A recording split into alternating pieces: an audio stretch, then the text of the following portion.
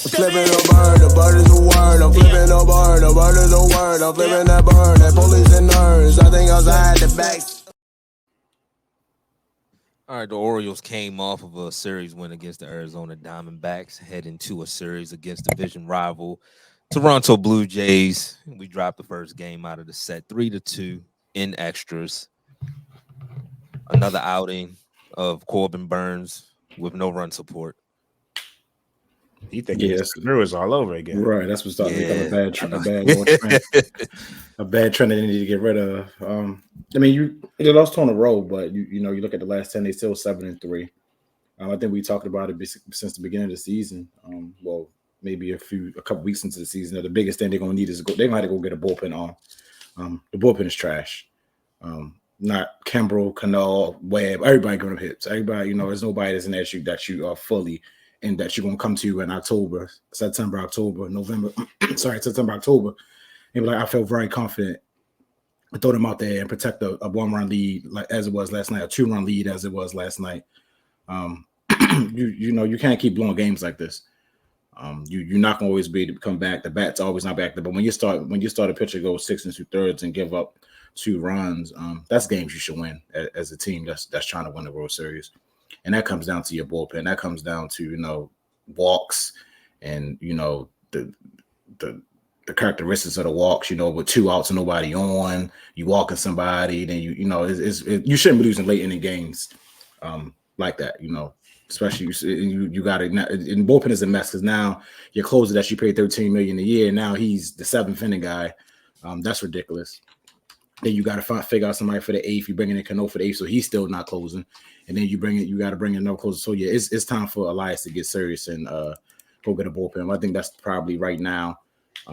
Really, the only thing that's holding this team back is blowing these late inning leads. The Orioles should be about 3 or 4 games better than what they are because of these blown leads in late in the game. But like I said, lost 2 in a row. Get back right tonight. You still 7-3 in your last 10, so you're still playing great baseball. It's nothing to be crazy, get obsessive about. Just gotta get that bullpen together. Not just Cedric Mullins, you gotta play better. You have to play better. There's too many people behind you where you batting under 200 and not producing runners in scoring position the way you are. Swinging at the first pitch last night, that was ridiculous. Take a couple pitches. Take a couple pitches. He walking people in front of you, you come out swinging the first pitch. Especially when you're struggling, you should at least see a pitch, see what he got to offer. Before you got to swing. But that's my only biggest Cedric Mullins. You got to play better, Cedric. You have to, because you got to keep him in the lineup for this defense. So he's going to be in the lineup. So he got to swing better. Hey, Keys, it's getting to the point. Defense not even it. The defense ain't enough. It ain't enough. I mean, I agree. Not batting 185 or whatever you batting, and he just out in the lineup. He looks bad. Usually, what you would do for somebody that's struggling like that, I would move you up. But I'm not bringing Gunnar down. I'm not moving Adley down. So he's stuck where he's at. Because I would put him, even if you don't want to lead him off, just get him up in the order so he can see better pitches. Because if you leading off the game, you're not going to get a bunch of breaking balls. You're going to get a lot of fast balls that you can get your timing right and get back right. But are we really going to move Gunnar out of the leadoff spot? Hell no. Are we moving Adley? Hell no. Are we moving O'Hearn from third or Mountcastle out the third spot? Hell no. So he's stuck in that 7th, 8th spot, and it's not getting no better. Yeah. As far as the game tonight, or what was supposed to be tonight, it's been postponed to tomorrow. So we're gonna have a doubleheader tomorrow. Kyle Bradish would be on the mound for that. He's looked pretty decent in his return. Like to see him stretch further into games. He's had some not so efficient performances, but again, he's reacclimating himself into the rotation, major league pitching, with pitching with the injury as well. So I give him slack. He's been pretty good, but we know what he can be, and we're going to need him to be that, especially as we talk about this bullpen, that on a nightly basis, you don't know what you're going to get. And that is a stark contrast from last year when, our starters will go 5 innings and we knew who would come in 6th, 7th, 8th, and who would shut it down in the 9th. And even if, there was a deviation to that plan, Sometimes Cano would take the ball in the ninth. Sometimes, you would have somebody step up in that 7th to 8th inning area and get you 3 outs in those scenarios. But now, it seems like we're just hoping and wishing, right? You have Hyde talking about Kimbrel's job as a closer is safe, and we have to, believe in his track record. And then the next time we see Kimbrel, he's coming out in the 6th inning. Albeit he's had 3 scoreless outings in his last 3 outings, but it's like that's cool. But we've also seen the flip side to where you have a 2-run lead and he's given up a run. You have a 1-run lead, he's given up a run to where the game is tied now. To Keys' point about our record and where we should be relative to the games we've given away, you got to understand it's the AL East, right? Like this ain't no horde. We're part of the AL East, we're part of the AFC North. In those type of environments, you cannot just give away division games. You can't just be in a scenario where you're winning for 7 or 8 innings and you just give the game, to a division rival towards the end of the game, and you're sitting there looking stupid when you lose because those division losses rack up. The Blue Jays, it's not a playoff game, it's a mid-May game, and they're talking about this is a huge fucking win for us. And excuse my French, but that's what the manager said. And it's like we have to have a better strategy with that back end bullpen. We're going to have to do something. I've seen people also talk about high leverage relievers. I mean, we've been on that train for 3-4 months now, but I'm not willing to give away. I've heard people mention Heston and some of the top prospects. Like, pump the brakes. Stop it. No. Stop it. We're not. No. The ancillary prospects, the people that I don't see long-term fitting onto this organization, cool. But we're not giving our best prospects for a reliever. That's Fittingly enough, mate, Kyle Stowers needs to produce while he's up here so we can maybe that's why it's definitely people to trade. It's definitely people to get but get rid of the right pieces. Because I'm thinking that's why they called him up. All right, we see what you're doing in AAA. It's undeniable, but you got to do it up here so we can throw your name around so we can get something for you. Because you're not telling me that Brandon Hyde, manager of the year, is going into September saying Kimbrel is our guy. Hell no. Listen, man. Listen. Not when little old Skull told you when that deal was inked. He sucks. And we got him for $12 million this year and $13 million option next year. So for him to suck, and pitch in the 6th inning is unbelievable, to say the least. Cedric Mullins, 5 for 57 slump. Colton Cowser, 7 for 54. These are things that are going to have to get corrected. Obviously, Colton has shown enough to where you want to show some belief in him through his struggles. Cedric he's had some good Orioles season. You want to show belief through his struggles. But my thing with Brandon Hyde is throughout these struggles, why can't we mix in different people? So, if Cowser is struggling a little bit, why can't we mix in Heston if he was on our bench for 17 days? If Mullins is having a tough go at it, why can't we shift the outfield a little bit? And obviously we talked about defense, right? But the defense isn't what we've expected from Cedric, this season either, right? Like, and it's not, is it a plus when you're automatic 0 for 3, 0 for 4? I don't know, man. I feel like sometimes you can mix and match a little better to help people through their struggles as opposed to just trotting them out there in the same lineup every single day. But these are the things we obviously we're nitpicking. Obviously, we've been successful, but this isn't going to win us a World Series. So this is stuff we got to nip in the bud. We got to get people back rolling, and we got to come up with a plan with that bullpen. That bullpen is priority number 1 in my eyes. So, like a game like last night where Corbin Burns still looked good through 5. I'm not pulling you right now. I think he mentioned something to Hyde about not feeling all the way there, like he's feeling tired. I don't know how true that is, but if he says, "Yo, I'm getting tired," I get it. But other than that, I don't. I mean, if I'm a accept my ace telling me he's tired once, don't make it a habit. Because you know the 85 bullpens pitches. Come on, you tired of 85? Are you hurt? That's where my Like, mind is going. Why you tired because you hurt? Mm-hmm. Elbow hurt, shoulder hurt? Like what's like? Are you laboring and that's why you're tired? But just don't tell me that you're tired. Excuse me. Okay. This game be over 45 minutes. You rest it off. You talking about you're tired? You former Cy Young Awards telling me he's tired of 85 pitches? All right, that's gonna last once. Jim Palmer, back to Mullins. Jim Palmer last night 1,000 times said, "Hey, you can't get out of a slump not getting at bats."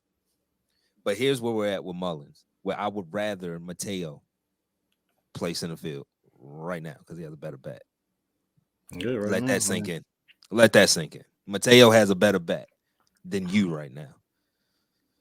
Yeah, Mullins is struggling. He's but not seeing the ball. It's not even no hard contact. Year and a half. You know when you're about to come out of slump, at least you're hitting the ball hard. I mean, Kyle's still hitting the ball hard. Mullins' ball's not even leaving the infield. Yeah, Kyle's they figured out he can't hit the changeup. He's gonna have to learn how to hit that changeup. That's his struggle. If I know you can't hit the changeup, guess what? You're gonna get a bunch of them. Which is why that pitch last night that was a perfect pitch. But he's looking for that changeup, and they just snuck a fastball past him. And that's what happens. That's what happens. But Mullins this is a year and a half long. This isn't just this season. Struggled last year. Mm-hmm. So this is like a tough decision that you're going to have to make, especially he wants a contract after this year, which is surprising. This struggle is real because this is a contract year. Yeah, he can get paid after not getting that one. Not from us. Not from us. God bless you. Enrique, hurry up. Was it Colton? I wouldn't want to see Colton in center field. That is a good question. Who would take the reins in center field if we moved on? Because I don't know if Enrique would be ready. No, he's not ready right now. No. But I don't know if I would want to put Hauser there either. Nah, I still don't like his arm strength. I've seen him. He can cover the ground, but I just his arm was my issue last year, and it still is. He just might not have it. The whole outfield arms are weak. Like everybody arms are weak. Addy arm looking crazy. Everybody arm just looking crazy right there. Addy can't throw out a running safe. Like granted, a lot of that go to the pitcher. Well, Addy can't throw out a running safe. I was about to say, I can't really blame Adley, and I've been. This is my main. That drove me bouncing every time, dog. Every time it's like that bitch just bounce right in there. Like I'm gonna shoot Adley some bail because I've been a big just getting base runners out is going to be an issue for us. When your ace also says, yeah, when I'm on that mound, looking over is a secondary thing to me. Oh, okay. Just don't allow base runners then, and then we're fine. But if you allow base runners, they're going to run on you. You're like 11 for 15 stealing on you this year, Corbin. That's damn near 100%. I'm running on you every single time, especially if I know, hey, he's not looking over here. That first base runner, he didn't even get out his windup yet, and I'm like, yo, he's going. So now, in turn, Adley has to rush the throw to hurry up and get him out. He's never going to make a good throw like that. So you putting the catcher in a trick bag when you're not even going to look over. Yep. These are all things we gotta shore up, man. Especially if you want to take the next step. And we're talking about a young team, progression, development. What's the next stage of our development? You mentioned Colton Cowser. The next stage of his development is learning how to hit the changeup. Obviously, he's a good fastball hitter, but now they're mixing in the off-speed pitches, trying to deceive him. He's going to have to adjust to that. As a team, we're going to have to adjust to success. You know, there's different expectations now. So, yeah, you can have a winning record. Yeah, you can be at the top of your division, but I'm thinking, and I think all of us are thinking holistically, like, yo, we want to win a World Series. What's it going to take to be on the top of that mountain? And for that to be able to happen, we got to shore some of this stuff up. Yeah. Yep. Yeah. Definitely. 2 in a row, but you can get back on track. You just got to put runs. Just got to put runs across. And if they can put runs across, then I'm not really worried about who we can beat throughout the whole league. Philly, LA, I don't care. I don't care. But if we're not going to put the runs on the board and then, you know, the small things, because that's what makes champions in any sport. It's the small things. It's the small thing. We've seen Kansas City in 2016 destroy us on the base pass. So is this an organizational thing? This goes back almost 10 years now that we just do not throw people out. And I don't care if Adley's a top catcher in this league. It don't matter if your pitcher not going to help you out. Because I was a base runner. I'm not stealing on the catcher. I could care less if the catcher got a Ivan Rodriguez arm. I'm stealing on that. I'm stealing on the pitcher. Mm-hmm. I'm stealing on the pitcher. So it really don't matter. And if I'm them, I would get Gunner. I would get Cedric. And in practice, tell me what you're seeing when you take your lead and I'm in my windup that I can fix. You got to get your base runners involved in practice. That's just the small things that a champion would do. Just don't tell me, oh, it's the secondary thing. I'm not really worried about the runner. That's a good point, Scott. And the more you talk about Corbin, the more I think, what's it going to take to get him to extend? Obviously, it's going to take a bag, right? So if we offer the bag, I'm sure he'll take it. But at the same token, like you leave Milwaukee hoping to get run support, hoping to have your record, be indicative of how great of a pitcher you are. The more wins, the more we can talk about Cy Young and all that type of stuff. All those things, individual awards, people like attached to their name, especially in a contract year. But you get to this team and you see winning. You see winning every almost every night. But when you pitch, it's like it reminds you of an old ex. You know what I mean? It's like, whoa, these are red flags. You know what I'm saying? Like, what you mean you only scored me 2 runs? Yeah. What you mean you gave up like I was in line for a win and you gave it up at the end of the game? It's just like we have to shore that up too.